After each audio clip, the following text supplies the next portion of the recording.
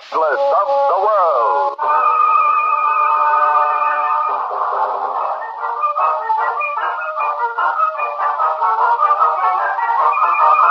Douglas of the world.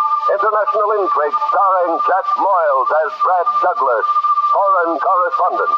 This week's adventure, The Murder Rap.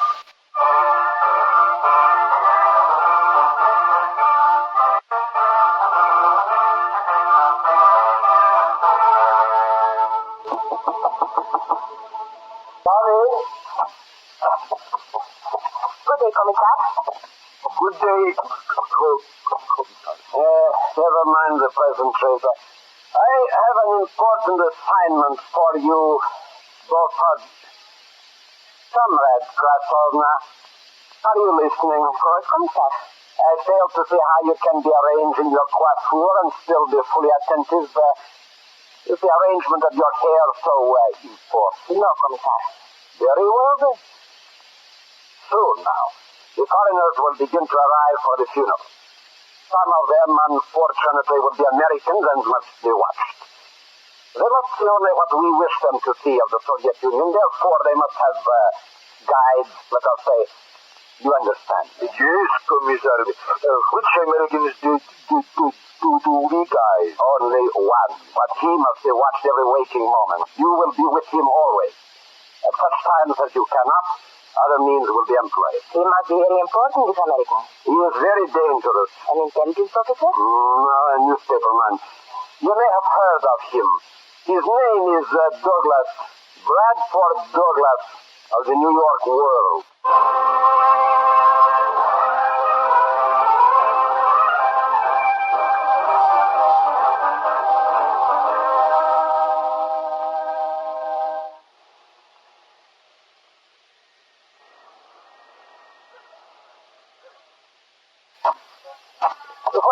Something I can do for you? Well, yes, I'm Douglas. Bradford Douglas, well, do come in, Daddy. I've been expecting you. Right.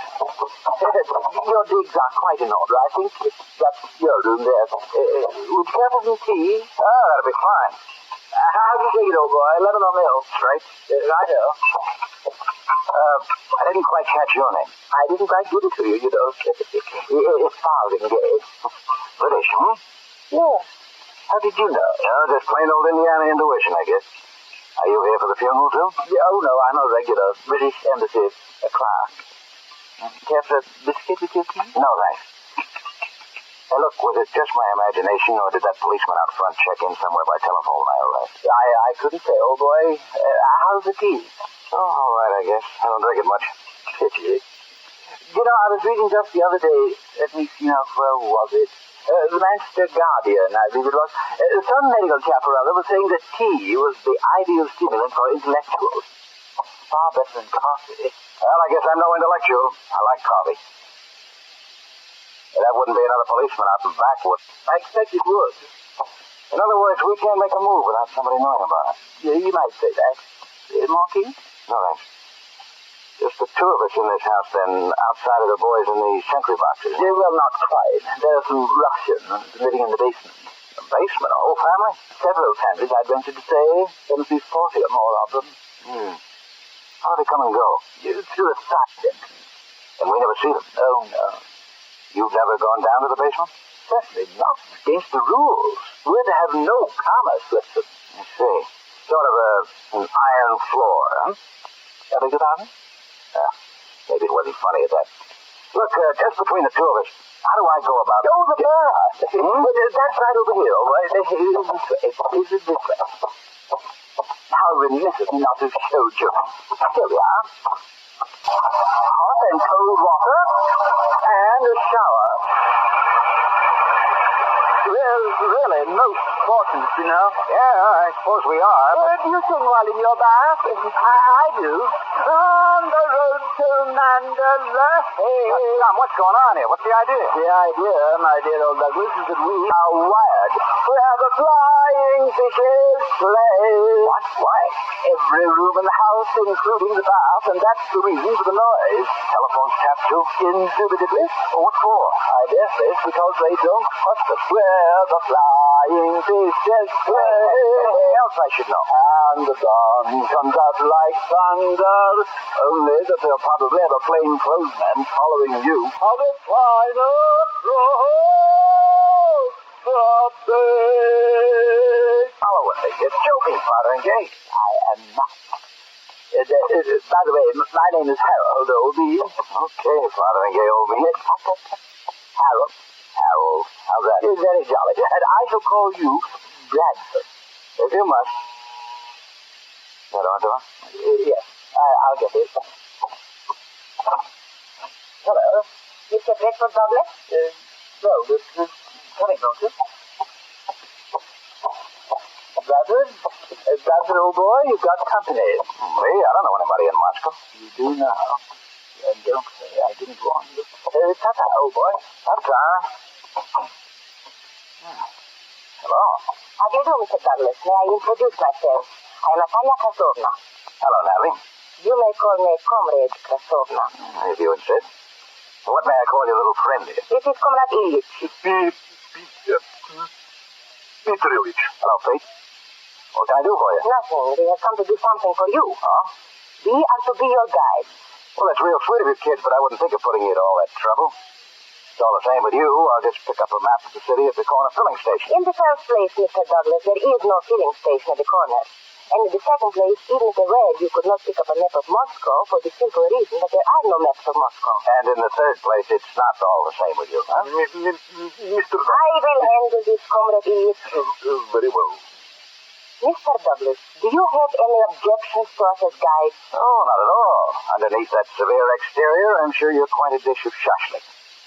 What would you care to see first? One of your atomic energy plants should do nicely. I beg your pardon. Or a slave labor camp. Mr. Douglas. How about the Kremlin? Impossible. Even we have not been inside the Kremlin. Why not? I've been in the White House. You have? It's not to make a fool of yourself.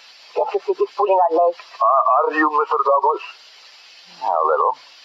But who could resist it when the gams are as shapely as Comrade Krasovna's? You're wasting your time, Mr. Douglas. Communist men are above bourgeois Western flattery. And the only reason you're blushing is because the color is patriotic. Okay, baby, have it your way. But I still say they're good-looking gams, eh, Pete? Mr. Douglas, I must ask you...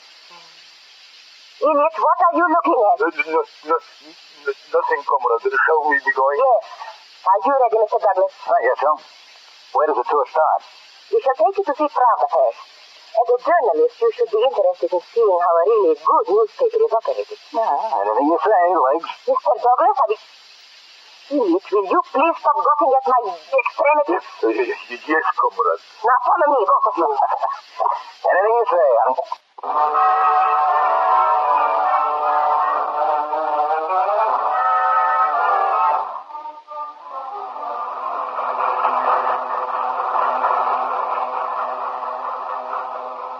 Mr. Douglas, have you ever in your life seen anything like it?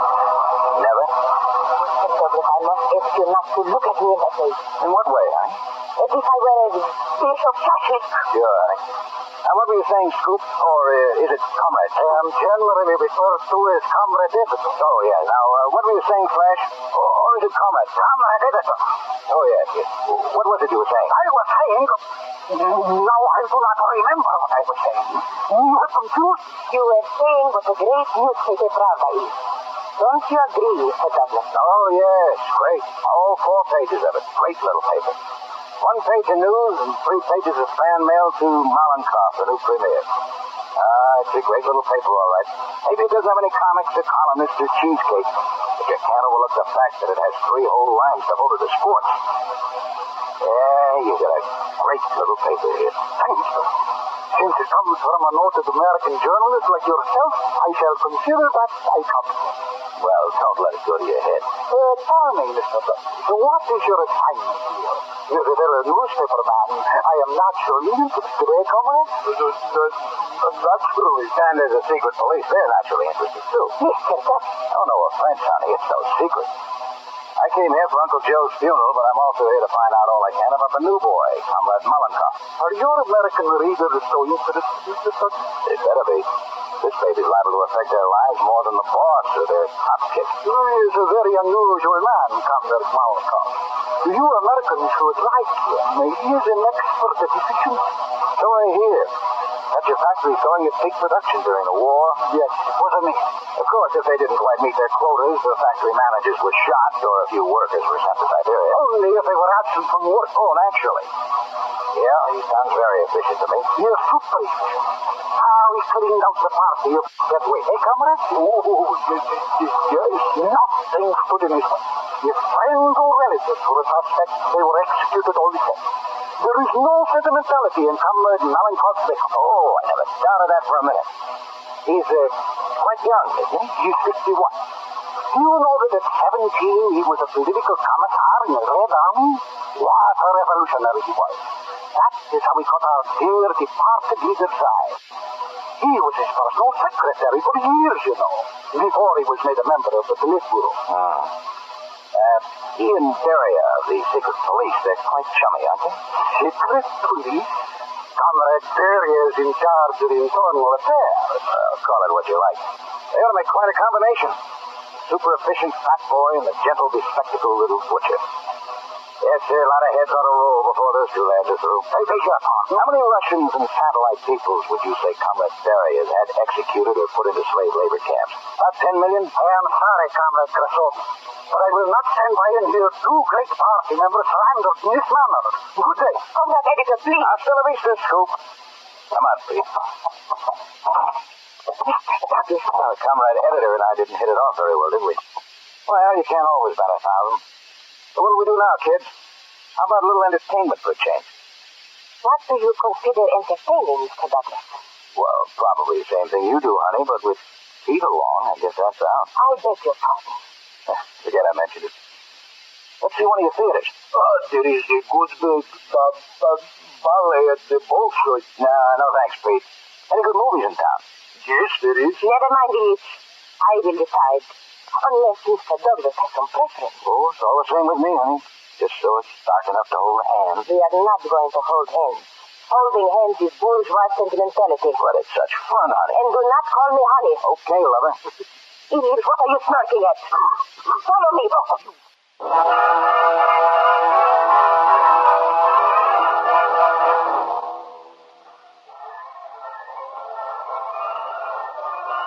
Hey, Pete. Yes? Is this the newest picture in town? Of course. Don't you like it? Oh, it's a little old. In fact, it's so old they wouldn't even show it on television back home. Oh, well. What?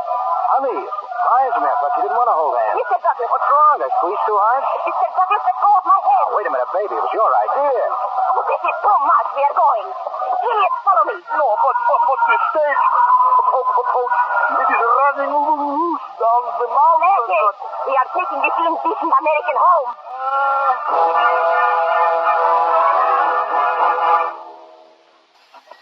Good day, Mr. Douglas. Now, look, before you take off, let's get this thing straightened out. There is nothing to discuss, Mr. Douglas. Please, follow me. Yes, Cobra. Hey, but hello, is that you, Catherine? Yeah. Well, you're back early. How'd it go? Oh, fine. Very instructional. Went to the theater, Pravda, saw how a great newspaper was being run. Yeah, very instructional. You don't say. I think I'll take a shower. We can talk later. Right here.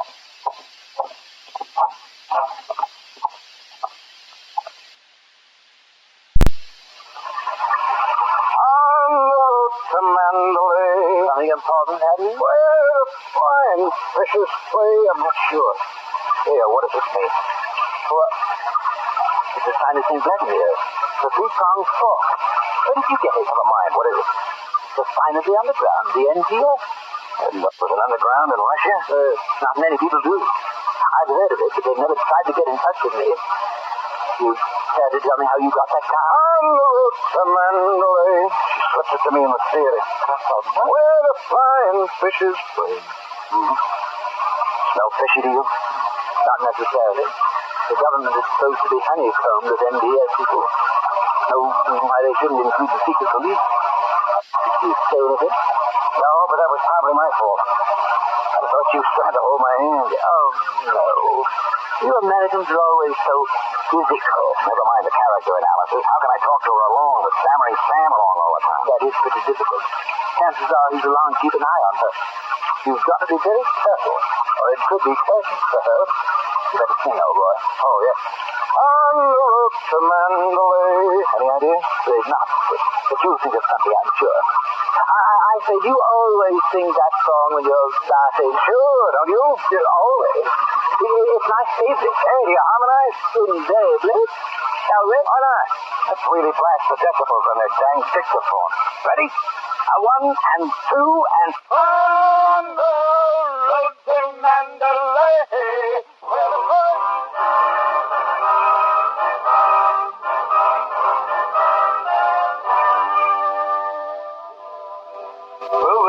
how'd you like me? Heartily, Mr. Douglas. I'm afraid to say, Pete, Comrade Krasovne here might consider it a familiarity. See what I mean? It's got nothing to do with it. Oh, you are mistaken. He's not angry. Are you, comrade? No, I am not, Dick. Do you like the shashlik, Mr. Douglas? Now on, it's my favorite dish, Comrade. Thank you. You see, I am very easy to get along with so long as you observe the proper form. Shall we dance, Comrade? How's that for social form, Pete? Form.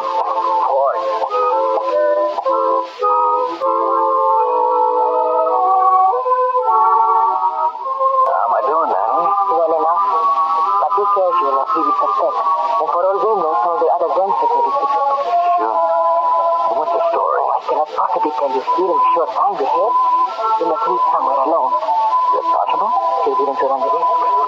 Seems to me you're running the greater risk. That doesn't matter. Will you come to my room tonight?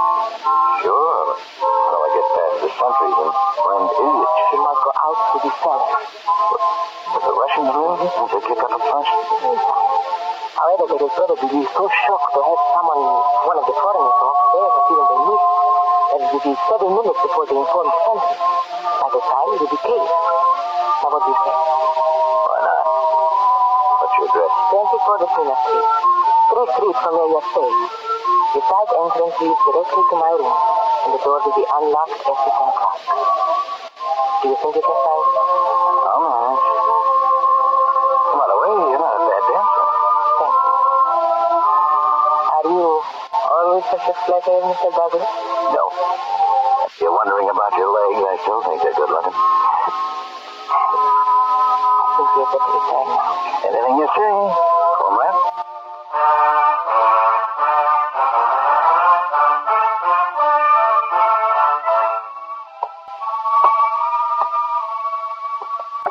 Aren't you a bit on the nervous side tonight? Not especially. Hey, what time do you have? 10:15. Care for a nightcap? Sure, why not? Soda? No, thanks. I'll just take it straight. Not really. Well, everyone to his own taste. Here you are. Thanks. Ooh. You going to bed, old bean? I say you shouldn't have had that drink. That's the cellar door. I know it is. Hold on. But Bradford! Bradford, come back. You can't go down there. It's against the rules, you know. You'll get into a peck of trouble. Bradford!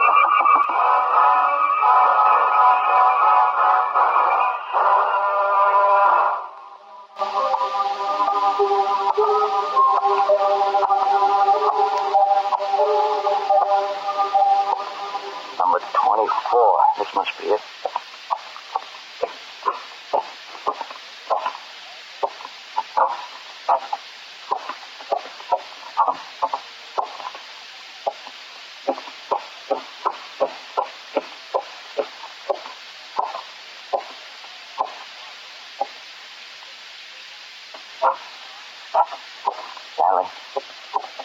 Natalie.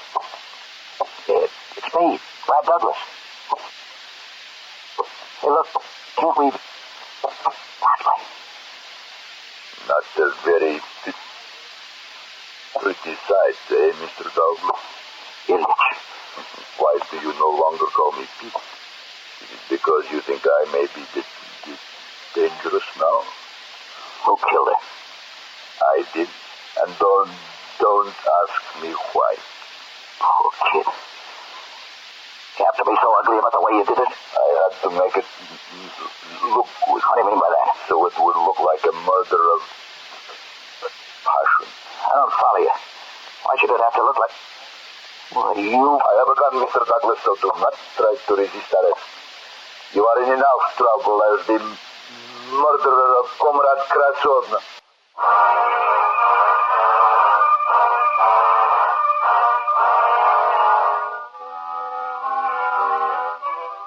I don't care what they say. I tell you, I've been framed. The American embassy doesn't doubt that, Douglas. You know, we'd take your word against the Russians any time if they've got you dead to rights. How can they when I haven't done anything? Douglas, you've been around Europe long enough to know how. Now let's be sensible. They've got witnesses, sworn statements, fingerprints, doctors' reports, and Lord knows what else. All of which points to you as the murderer. I'm afraid you've got no choice. You better sign this statement. And if I don't? It'll be pretty dreadful, believe me. Not only for you, but for us. Think of the propaganda grist this would make for their mills. Lustful American kills innocent Russian girl when she resists his advances. Think of that headline across the world. But I don't like being pushed around like this. Blackmail was something I didn't do. I tell you, it's not a... all right, I won't embarrass the United States. What does the statement say? How much am I signing away? Oh, not too much. You admit you took advantage of the Soviet Union's hospitality and friendship, and you apologize for it. Abjectly, I'll bet. Please, Douglas, it's not easy for us either. You agreed to leave the country under escort immediately, never to return, and to print no stories about your Russian experiences under pain of, well, you know what. That all? Yes, so. Sure, I've got no choice. Kid, you're going. All right, I'll sign. Everything in order, gentlemen? You were listening in, weren't you? You know it is. Everything is in order, Commissar. Mr. Douglas is ready to leave. What arrangements have you made? Comrade Ilyich will drive him out of Moscow and see that he has put aboard a vessel leaving for Hamburg. You say Comrade Ilyich? Yes, Mr. Douglas. How cozy.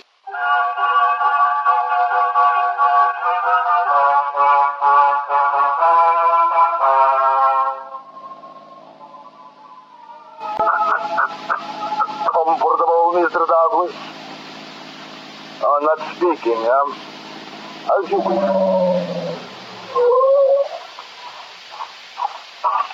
Identify yourself, please. Comrade Ilyich of the security police. Here are my papers. Is this the American you're escorting out of the country? Yes. Very well, comrade. Continue.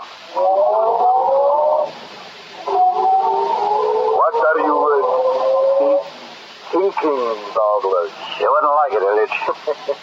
You never know. Tell me. Or do you dislike me so much? Matter of fact, I do. I don't think there's anything lower than the Russian secret police, Ilyich. You are so green, Mr. Douglas. I liked you much better when you were pulling Comrade Krasovna's leg. Look, how many of these stops we have to make? About 20 or so. What? We'll never get there. That's true. We may not, Mr. Douglas. If you will look back, you will see that the sentry is reporting in by telephone to the one ahead so that he knows he can expect us in a few minutes. If we do not arrive, he will come looking for us. Hey, what happened to your stutter? What are we stopping Like for? that, Douglas. Listen closely. In a moment or two, some friends will emerge from the forest. One of them will dictate the material to you.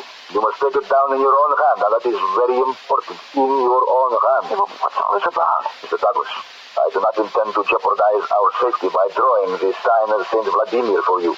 You must take my word that I am with the underground. What about Natalie Krasovna? She was a member of the secret police, a decoy to trap you in case we contacted you. Where are they? Why don't they? Look, I'm not following any of this. What's so important about it all? It is secret data on Soviet atomic energy. We want to get it out of the country. We cannot risk smuggling it out with one of our agents. You're our only safe means. What you think? Here comes that sentry from up ahead. Douglas, I dislike doing this, but the situation calls for drastic action. What? You can't do that. Elliot! Why have you stopped? The Americans tried to overpower me. I was forced to knock him unconscious. So, why do you sit here now? Because I discovered he was to meet members of the underground. Underground? How many? A great many, I think. You had better get help. If they come, I will do my best. Very well. But do not move. I won't.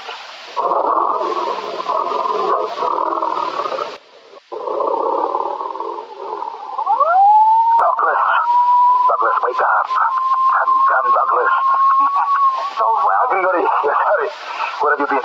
We've gone to Stockholm. What's wrong with the American? I had to knock him out. Have you anything with you? Vodka. Good, quick. Give it to me. All right, now here. Douglas, drink. Douglas. Come, Douglas. What happened? Who's he? Never mind. Here, start writing. What? Huh? Quickly, Douglas, before they come back. It's vital. Well, all right, Grigori. Begin.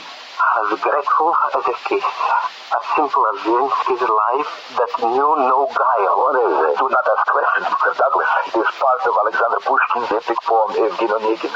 Only we have changed it just enough to conceal the coded information. Maybe so. There will be a news at customs and let it pass. Now, write it, please. Quickly. Okay. As Zelensky's life that you know well was gentle Olga. In her dimple, one saw the beautiful moon smile.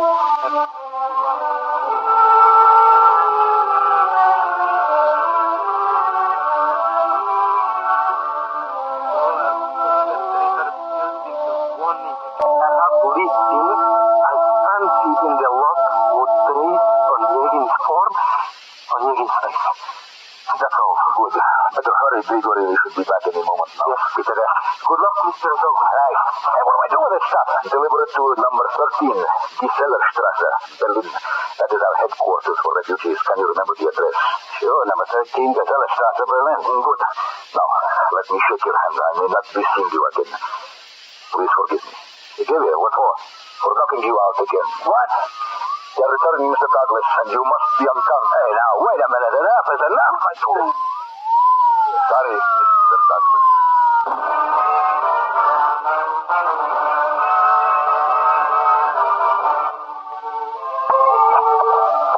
Yes? May I help you? Is this 13 Gesellerstrasse? Yes. My name is Douglas. Brad Douglas. Go right in, Mr. Douglas. I'll be paid express in you. Thanks. How do you do, sir? I have some papers here from a man named Ilyich. Thank you for bringing the papers, Mr. Douglas. I had to give them to you in case I or some of the others didn't get through with it in our heads, you see.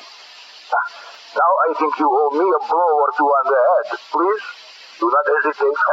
Hit me as hard as you like. So go on, please. It's only fair. Idiot, showboy. Please call me Pete. Okay, Pete. I'll tell you what.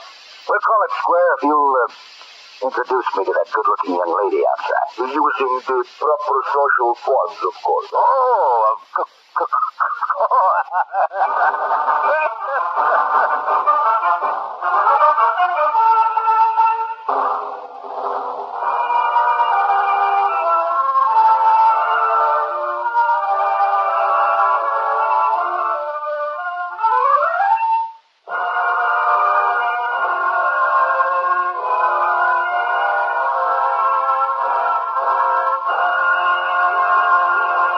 Douglas of the world.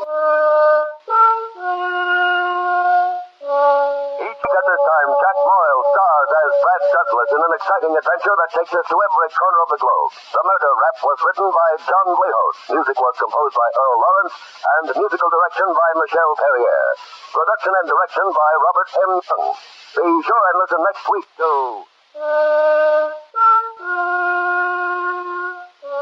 Douglas of the World. Bill Woodson speaking. This is United States Armed Forces Radio Service, the voice of information and education.